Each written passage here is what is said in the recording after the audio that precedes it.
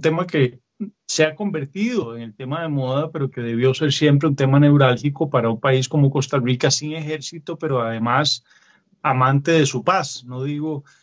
cuando hablo paz, de un sello, digamos, historiográfico que define al país, sino sobre todo de un país que en efecto se acostumbró a vivir tranquilamente, no libre de violencia, porque eso sería quimérico o utópico, pero sí al menos con la intención de no pasar por esos cadalsos violentos por los que han atravesado tantos otros países en el parto de su existencia como estados. Bueno, yo quisiera decir que sobre la seguridad, si nos alejamos de las modas de análisis, se puede aproximar desde dos aristas, desde el microanálisis o desde el macroanálisis. Y luego está incluso el metaanálisis, que ve un poco por encima de esos otros análisis más específicos. Y bueno, lo que yo estoy viendo es que nos estamos limitando como nación, y esa es la pauta que marcan sobre todo los medios de comunicación y las instancias institucionales que analizan estos temas, es que nos estamos entrando en el microanálisis, que es la aproximación que suelen hacer ciertas profesiones formadas al efecto para tener solo esa visión, un poco como los caballos de carretón, que es ver los números, las estadísticas, ubicar en ciertos mapeos cuáles son los cabecillas que operan en un sector, cuánto ha subido o bajado el decomiso de drogas o cuánto se ha incautado de activos a las organizaciones criminales, pero esa es una aproximación muy desde los criminólogos, desde los penalistas y bueno, algunas otras profesiones que a veces se colan ahí, más ahora cuando este tema está de moda para robar un poco de cámara y cobrar vigencia, pero yo quisiera que vayamos un poco más allá de eso y que veamos el problema de la seguridad. No solo como un tema crítico, desde luego, sino como un tema con una sombrilla mucho más amplia de lo penal, de lo meramente criminógeno y que pasa por otras aristas que voy a tratar de al menos esbozar más adelante para ampliar un poco la visión sobre el problema y después de ahí pues podría uno aterrizar si hay interés en alguno de esos microanálisis específicos, pero si no tenemos la visión completa del negocio, por así decirlo, entonces difícilmente podríamos nosotros, hacer un aporte que realmente sea útil para cambiar aquello que está mal y mejorar. La crítica es un estadio necesario en toda democracia y diría yo en todo terreno humano donde haya que ponerse a pensar. Y sobre todo sobre la seguridad deberíamos estar pensando, pero muy seriamente, sin cálculos politiqueros y sobre todo sin egoísmos, pero más allá de eso con mucha profundidad. Entonces, bueno, yo quisiera llamar la atención como preámbulo de un tema que nos ha resultado crítico y que nos ha costado asimilar como país, que es un poco lo que ha detonado estos procesos de extradición inaugurados por la DEA y Estados Unidos. Y yo quisiera decir, sobre todo por el alto perfil de uno de los implicados en la lista como prioridad de extradición para los norteamericanos, que es desde luego Celso Gamboa Sánchez, recordémoslo, exministro, exdirector de Inteligencia y Seguridad Nacional, exmagistrado, exfiscal, y mejor no sigo. Yo quisiera decir que la historia de Celso Gamboa se resume en una historia de complicidad y de fracaso. Algunos dicen, bueno, es que tuvo una historia fulgurante políticamente hablando y fue un hombre muy exitoso políticamente. Yo diría que no. Yo diría que es todo lo contrario, que es una historia de absoluto fracaso, que parte de una falta de límites, que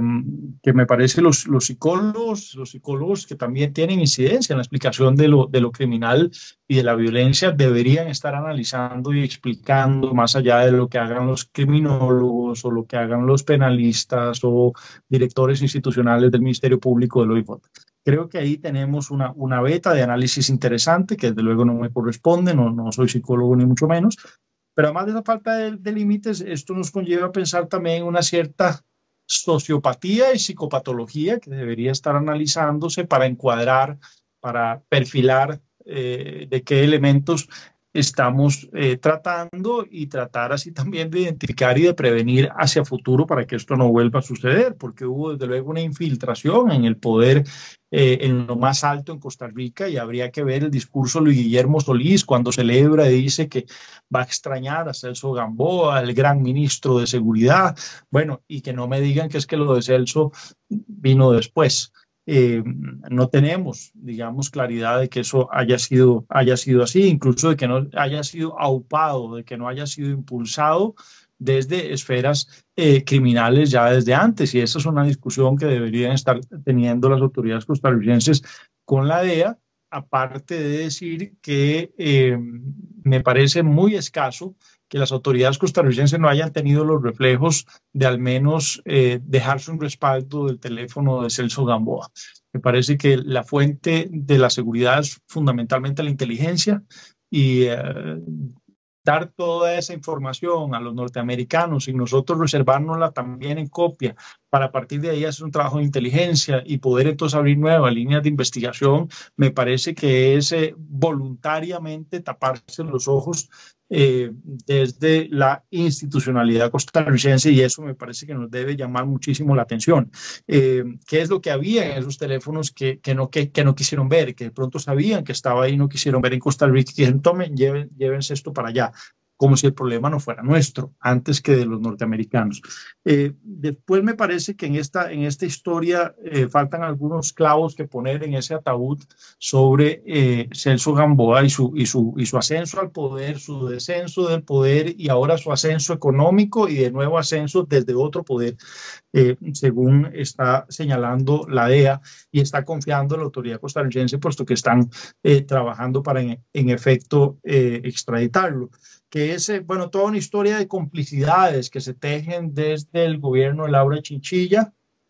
pasando por el gobierno de Luis Guillermo Solís. Recordemos que para ser magistrado ahí tuvo que haber magistrados desde la Corte impulsando a Celso Gamboa, tuvo que haber incluso algún presidente de la República, una vicepresidenta de la República, muchos diputados. Recuerdo diputados del Frente Amplio, del PAC, celebrando, y no solo Liberación Nacional, celebrando que Celso Gamboa llegara a la Corte Plena y lo que vino después en forma de lo que la historia reconoce como el cementazo, una historia de complicidad a los más altos niveles que todavía no se ha esclarecido del todo. Habrá que ver bajo la presión de cómo funciona el sistema penal norteamericano, el plea bargaining, es decir, la posibilidad que tiene el imputado de negociar a partir de información, ¿qué decide Celso? Que no es, decía mi abuelo que el astuto es la astucia de la inteligencia de los tontos. Bueno, Celso es un hombre tremendamente astuto, que además como penalista algo sabido de esto, pues verá negociar y creo que no le temblará porque no es un hombre de mucho escrúpulo. Eso creo que no necesita una investigación, una condena penal ni allá ni acá para todos concluirlo. Tendrá que decir, contar. Y no creo que tenga mucho escrúpulo para reservarse información que le permita a él bajar penas y regresar a Costa Rica antes de que se le agote su existencia en Estados Unidos. Puede negociar eso, al menos que no sea tan extensa su permanencia por allá. Bueno, aparte de las complicidades, creo que debemos reparar en las enormes opacidades, digamos, en esas esquinas a las que no está dando la luz de nuestro entramado institucional, desde el Congreso y la Comisión de Nombramientos hasta la Corte Plena y cómo está funcionando o dejando o disfuncionando la toma de decisiones y sobre todo los bandos que funcionan en Corte Plena, que es todo un análisis sociopolítico muy interesante que deberían estar haciendo las universidades y bueno, los think tanks de los que carecemos tanto en Costa Rica. Por eso la importancia de estos foros que ustedes organizan. Y bueno, después de ahí yo diría que también el caso de Celso Gamboa es una confesión de parte de las inutilidades de nuestro sistema. Primero de inteligencia y contrainteligencia, que es prácticamente nula en Costa Rica, pero después también de nuestro sistema de persecución penal, porque noten ustedes que en el fondo la extradición implica no solo una renuncia de soberanía, el mandar a nacionales a que lo juzguen otros, desde el reconocimiento de señores norteamericanos, llévenselos, nosotros no pudimos. Así que hagan ustedes ese trabajo, que es de una potestad de imperio, de imponer la ley a este señor que nos desbordó, que nos burló como institucionalidad, como Estado de Derecho, y creo que esa confesión de inutilidad debería llamarnos también a tener una gran discusión nacional. Claro que ahora los tiempos electorales no son los más pausados para llamar o para convocar una conversación de estas, pero sin duda las universidades públicas sí tienen una enorme deuda. Yo voy a hablar ahora y voy a contarles un poco, me parece, de las enormes ausencias, de las sonoras ausencias de la educación superior en esta materia y cómo las universidades han aportado a la inseguridad en Costa Rica y esto quiero subrayarlo, así llame la atención. Y bueno, después yo creo que el caso de Celso Gamboa, para terminar este preámbulo largo, implica una de renuncias y sobre todo de vergüenzas, porque implica que el OIJ, el Ministerio Público, que desde luego todo nuestro sistema penal, incluso los tribunales, pero también la Asamblea Legislativa, que tiene potestad de investigación y de control político, pero también los partidos políticos que tienen comisiones políticas que nunca le señalaron a Laura Chinchilla de Liberación Nacional, siendo ella presidenta, mire, no nos gusta Celso Gamboa ahí, mire, PAC, gobierno Luis Guillermo Solís, no nos gusta este señor ahí, pero bueno, recordemos que es el hijo de una mujer muy cercana a Luis Guillermo Solís, incluso de una amistad declarada entre ellos, que fue además ministra de Justicia. Imagínense ustedes la complicación de una mujer que era jefa de las cárceles, siendo la mamá de Celso Gamboa. Eso es otra beta de investigación que me parece que ahora deberíamos retomar. Bueno, estas son algunas cosas que no quiero dejar pasar, no porque sea el tema en boga, sino porque nos permite, si asomamos más a fondo, identificar todos estos elementos que les estoy señalando para poder entrar en un análisis que va mucho más allá de cuánto tiempo irá a durar la extradición de Celso Gamboa, si se sometió o no a la extradición voluntaria, era obvio que no lo iba a hacer, si van a poder extraditarlo o no, porque tiene causas pendientes primero en Costa Rica, porque van a haber muchos recursos, porque se está estrenando la figura, entonces, y la misma Corte Plena digamos, hay un componente de poder que podría, a través de sala constitucional, incluso de sala tercera, eventualmente bloquear una extradición. Así que yo no cantaría victoria acá, por más que se quieran de alguna manera también quitar esa papa caliente que implica Celso Gamboa y sus secuaces. Por otro lado, deben de tener muchísimo miedo que se vaya a Estados Unidos y empiece a hablar. Recordemos que los tentáculos, para usar la expresión de lo que ellos dicen, de ese pulpito, ¿verdad? Que fue no solo Celso Gamboa, sino esa misma autodenominación que se dio Juan Carlos Bolaño, yo soy como un pulpo. Esos tentáculos en la Corte Plena no se barrieron del todo y nunca fueron del todo esclarecidos. Entonces, creo que el tema de la extradición, más por ser una figura en estreno y porque los abordajes que están haciendo sobre el problema son muy, muy escasos, yo diría tímidos, en vez de ser, vamos a ver, incandescentes desde el punto de vista del luce más picio de iluminarnos un camino el que nos permita pensar en la extradición como una herramienta útil, como una herramienta seria y fortalecerla a partir de estos casos. Creo que ahí tenemos más elementos de riesgos que de certidumbre. Cierro el capítulo de este preámbulo sobre Celso Gamboa, invitando a que lo analicemos, repito, mucho más allá de lo específico de cuáles bienes se le incautaron, de cuáles eran sus relaciones ahora en el crimen o con el crimen organizado, sino cuáles han sido sus relaciones políticas, quiénes fueron sus padrinos, y empezar a repasar cuáles fueron todas sus decisiones como ministro, como fiscal, como director de inteligencia y seguridad, qué es lo que deberíamos estar repasando, todas esas actas, toda esa historiografía de Celso Gamboa desde el poder público y cómo fue que a una Laura Chinchilla se le pasó, a un Luis Guillermo se le pasó, a todo su sistema de inteligencia comandado por Eduardo Trejos, por Mariano Figueres, antes por Mauricio Boraski, y no la vieron pasar. Bueno, lo dejo ahí para contarles que yo durante 25 años me he dedicado a estudiar y trabajar la seguridad, y por eso quiero que en estos minutos nos dediquemos sobre todo a ver propuestas, es decir, a ver salidas, no tanto verlo de una óptica crítica, porque precisamente lo que hice en estos 25 años sobre esta materia, es decir, no soy de los que brinca ahora porque este es el tema que tiene discusión y como dicen por ahí, el tema de moda, entonces ahora soy experto en seguridad, sino que tengo mucho tiempo de verlo desde las aristas más complejas más complejos del problema.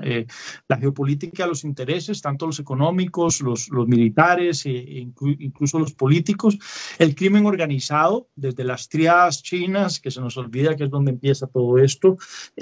pasando por la mafia siciliana y su versión americana de la Cosa Nostra, los carteles colombianos ochenteros que extendieron su dominio por casi 3 décadas, llegando hasta las corporaciones transnacionales modernas, más mexicanas que colombianas, pero sin restarles su componente venezolano tampoco, recalando en la corrupción e impunidad como agentes engrasantes, a los cuales dediqué todo un libro en su momento, y a los engrasantes de los engranajes del poder, tanto legislativo, ejecutivo y hasta judicial, con especial énfasis en la administración de justicia, las policías, y bueno, yo diría que el talón de Aquiles de todo el armatoste de seguridad, sobre todo un país tan incipiente en estas materias como Costa Rica, que es la inteligencia y la contrainteligencia. Actores estos que hacen simultáneamente de valladar, es decir, de muro de contención y al mismo tiempo de turbo del crimen organizado, según se vea, según donde accionen. En su momento yo fundé una cátedra sobre estas materias en la Facultad de Derecho de la Universidad de Costa Rica, estoy hablando hace unos 20 años, en cuyo marco también propuse, y quiero retomar esa idea, se los lanzo a ustedes que tienen poder de convocatoria para